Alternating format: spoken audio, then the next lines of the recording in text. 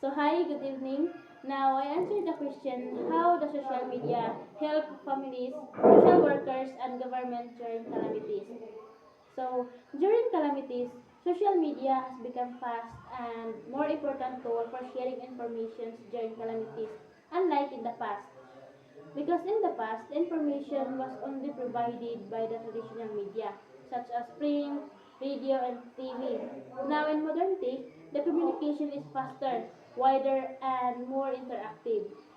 So, the families use social media to check of each other's safety, ask for help when needed.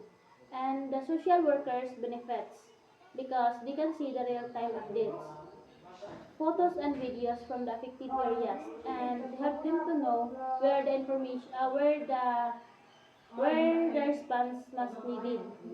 And the government also use social media warnings to quickly post warnings,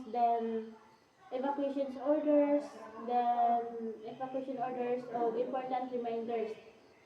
So, since the information spread instantly, social media help makasave siya times ba, then makaguide sa mga rescue teams, then protect more lives during disasters.